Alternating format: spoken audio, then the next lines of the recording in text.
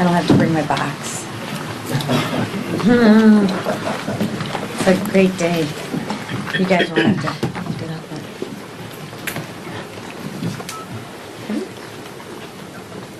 So good afternoon, everyone. Thank you for coming. Let me start by being very, very clear.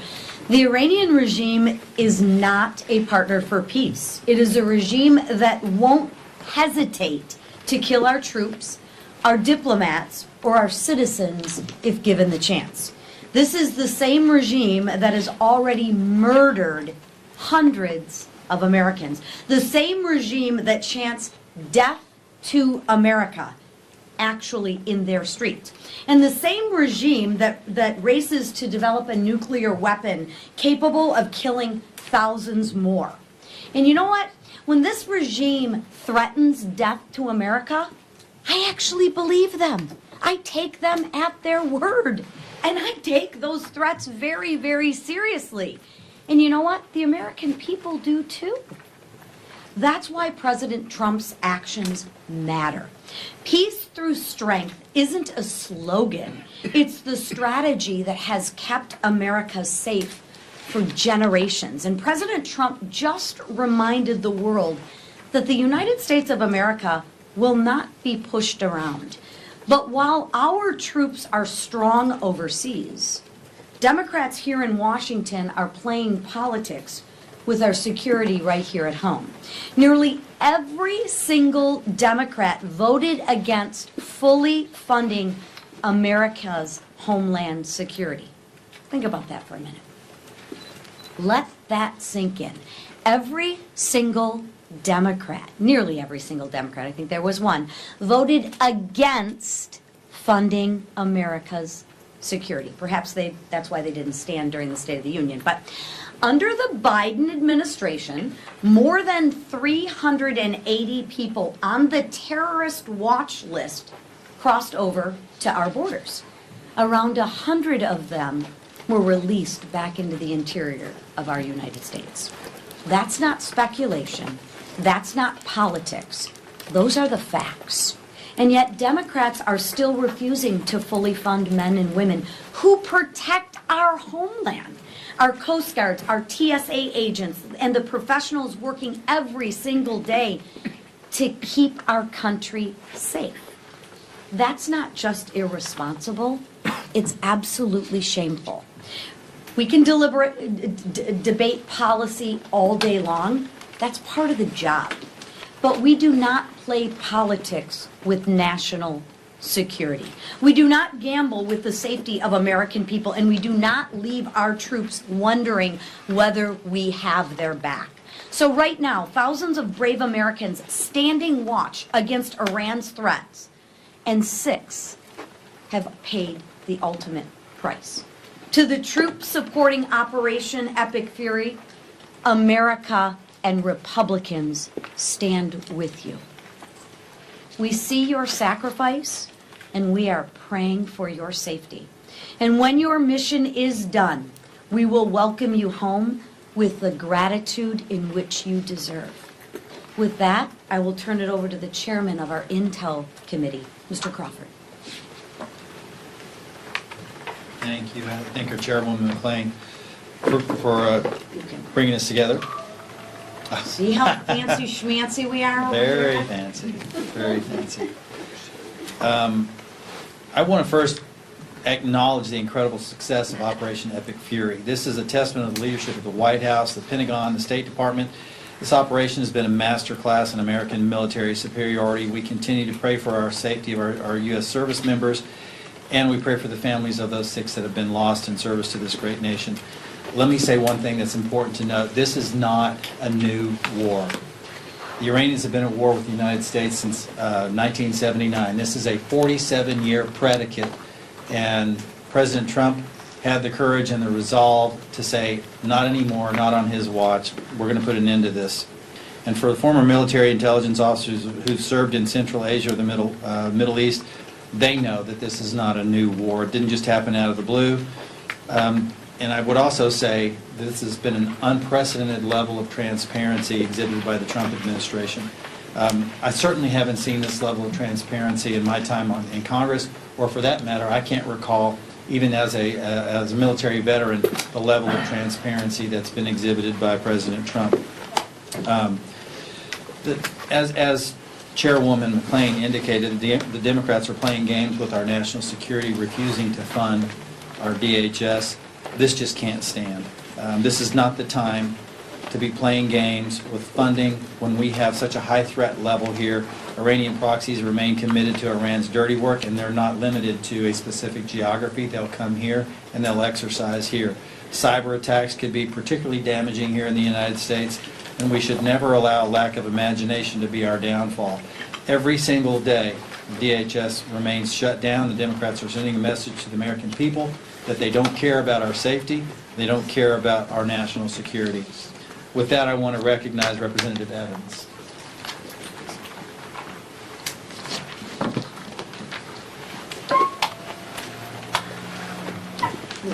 I know, I do like that. Well, thank you all so much for coming. I'm Congressman Gabe Evans, Colorado's 8th Congressional District. I was a cop for 10 years. I was a soldier for 12 years.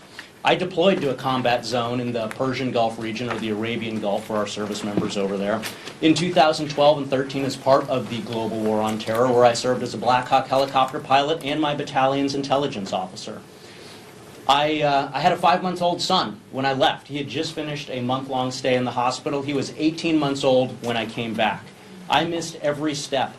First steps, first words, first Christmas, first birthday. And so I want to speak directly to our deployed servicemen and women. We have your back. I've been there. You're there now. You trained for this. You are ready to deploy, engage, and destroy the enemies of the United States. You are the guardian of freedom and the American way of life. When a nation sends its finest young men and women in harm's way, it is the obligation of that nation to support its warriors. We know the imminent threat that Iran posed. I know the imminent threat that Iran posed. We know what happens when that nation does not support its servicemen and women. I hit boots on the ground a week after Benghazi, and I will not repeat that same mistake. We have the backs of our servicemen and women. We have the backs of our federal and state and local law enforcement. I've done both jobs. The military is the outer perimeter that keeps our country safe. State, federal, local law enforcement, that is the inner perimeter that keeps us safe. They are the thin blue line. They have the watch. And so to my colleagues across the aisle who are denying our Homeland Security personnel their checks, I urge you, pass the Homeland Safety Appropriations Package so that we can pay the personnel that keep us safe on that inner perimeter here in the United States that work for our Department of Homeland Security. Our nation's security and my constituents' security depends on it. Thank you so much for coming, and now I want to introduce my good friend and colleague and a fellow veteran, Marionette Miller-Meeks.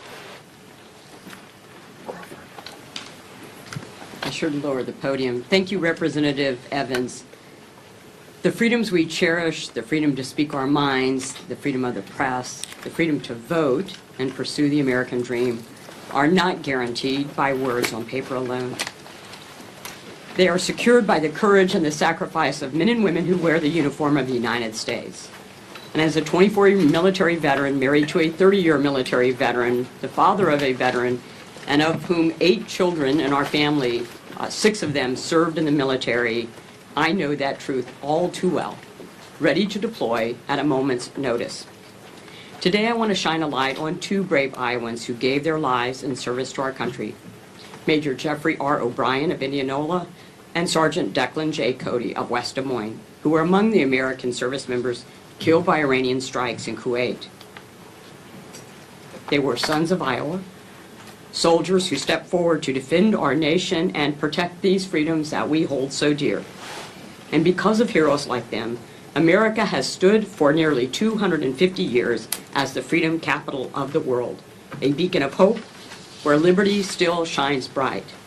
And let me also tell you what our military and our veterans want. After having seen the egregious activities of Iran continually at war with us since 1979, we've seen the Marine Corps barracks attacked, we've seen the U.S. embassies attacked, We have seen the U.S. coal attacked and members of the military paraded and shamed. Our military members want to know that we, in fact, have their back. And that means a response from the United States, not seven presidents saying we cannot have a nuclear-armed Iran. To our active duty military, we know you are in harm's way.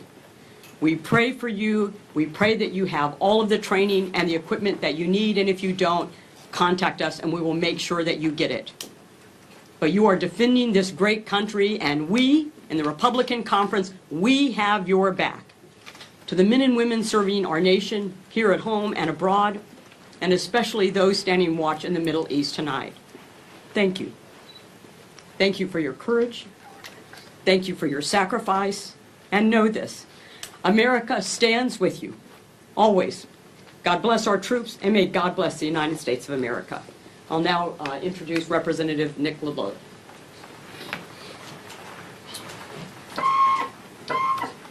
Thanks. Good to be with you all. Only Trump derangement syndrome can explain why House Democrats and Senate Democrats are blocking the Department of Homeland Security funding bill.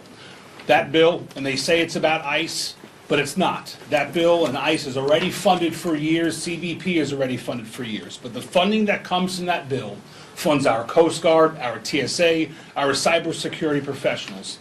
And we're here today to highlight a few different issues, to ensure, one, that our colleagues from the other side of the aisle step up and meet the moment. Now, especially with conflict in the Middle East, is not the time to block funding for the Department of Homeland Security.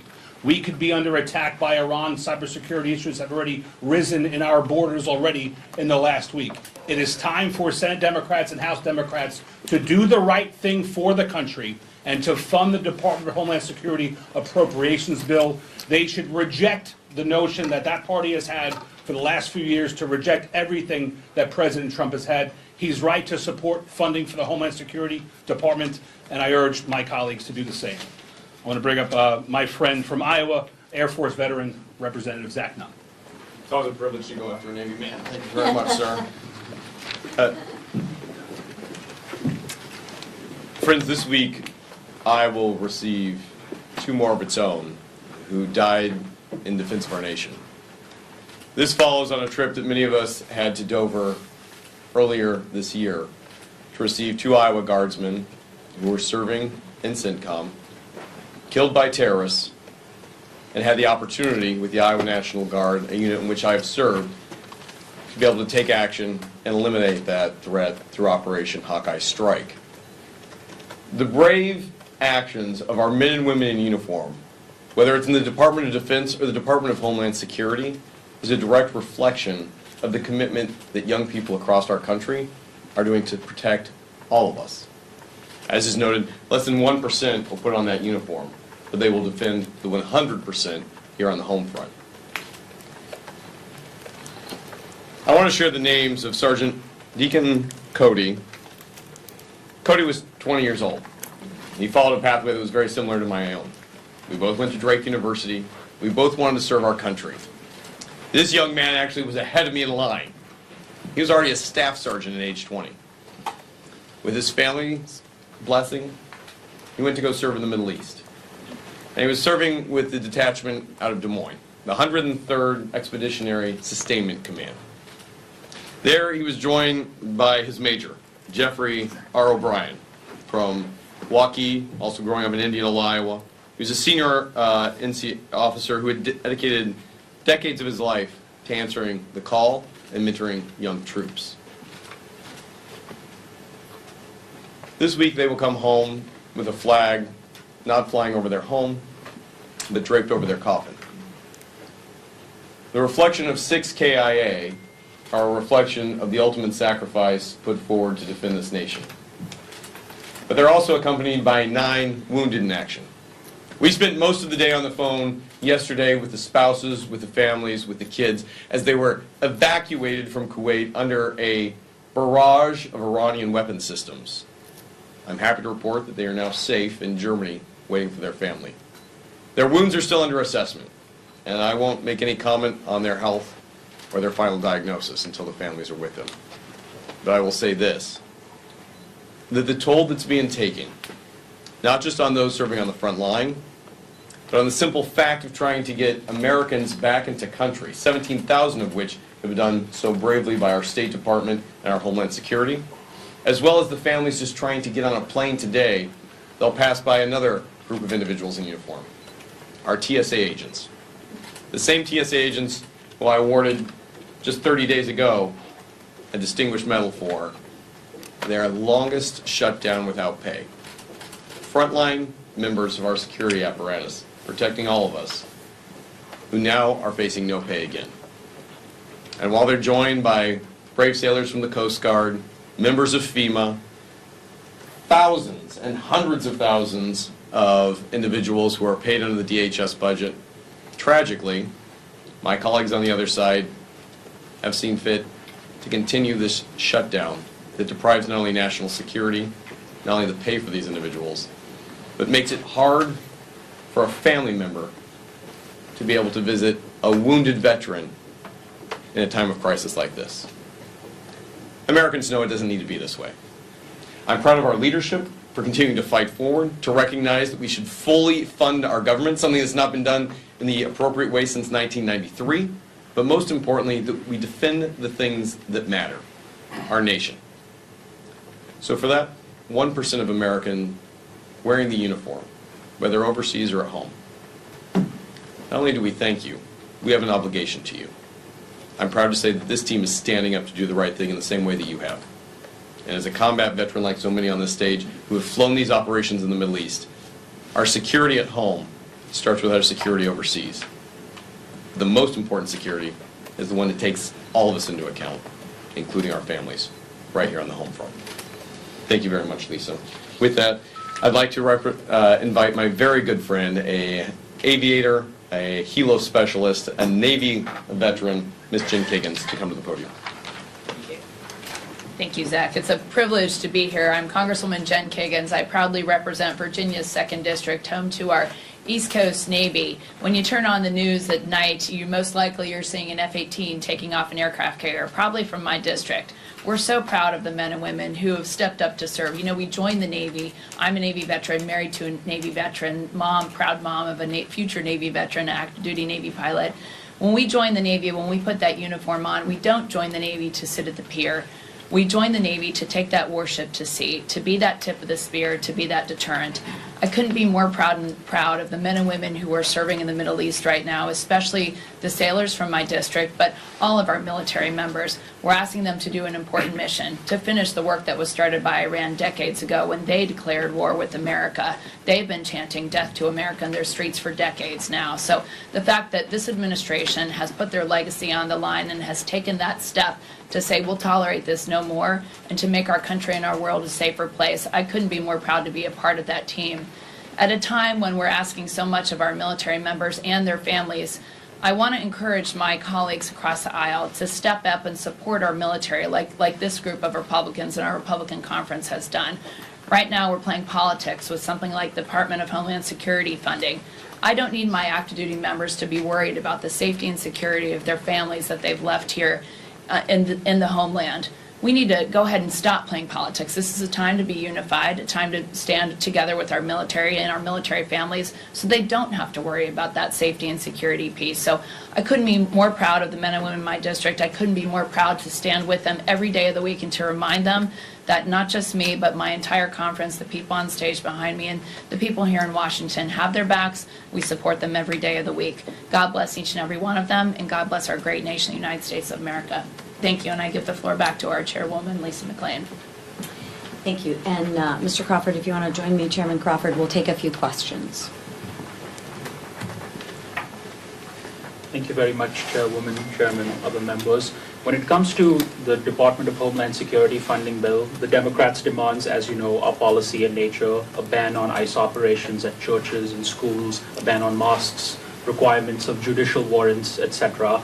Are you, as a conference, any closer to agreeing to those demands, or some of those demands, or are you not, in which case the bill seems destined to fail again? Let me take that. I'll take that. Listen, we've been clear. We funded ICE. We continue to fund ICE, we continue to fund our homeland, but we are not going to put Americans at risk. We are on the side of law and order. We are on the side of law-abiding citizens. All you have to do is compare and contrast the split screen. Take a look at who the Democrats are supporting. Illegals, sanctuary cities. All we're asking from the Democrats is to keep America safe and put Americans first and law-abiding citizens first. So what I find is a little bit funny is the party of masks, right, all of a sudden wants to unmask all the ICE agents. Just look at the contradictions. You should ask yourself why we're in this situation to begin with. If 20 million people didn't cross our borders, we wouldn't be having this situation and we wouldn't be having these conversations that we're having right now. So what I would ask the Democrats, protect the people that elected you to serve, and that's your constituents, and protect Americans. One other point I'll add to that, one of the demands that's been communicated was that they wanted ICE to cease operations or to not operate within proximity of voting locations. What does that tell you? So I think, think about that. That means they anticipate there being a reason for ICE to be at polling locations, and that should tell you everything you need to know about where they stand. Thank you, Chairman. A couple of questions on the Iran bills up for vote today. Do you anticipate the War Powers Resolution will fail? And do you believe you'll get enough Democrats on the non-binding resolution declaring Iran a leading state sponsor of terror to pass under suspension? I wouldn't handicap either one of those, but I will say this, that we need to understand that the president plays a role in the legislative process. So if they want to engage in political theater and raise this War Powers Act that they're trying to move, whether or not they're successful remains to be seen, but the president will have the final say on that. And I would also say that the president is acting well within his constitutional authority under Article 2, and he's doing it very well. Last question. On DHS negotiations, what, if anything, do you think you can maybe find a middle ground on with the Democrats? From my perspective, not much. Because what they're asking for is absolutely ridiculous. What we're asking for is follow the law and protect American citizens. Take one. Oh, yes. Chairwoman, I want to ask, what led to the decision for House Republican leadership to call on Congressman Gonzalez to resign, and do you expect him to finish out the rest of his term? Yeah, my hope is he would finish out the rest of his term, and we issued a statement. We didn't call for him to resign. We asked him to withdraw from his race. from the race. So I would refer you to the statement that leadership put out. Thank you. With that, thank you.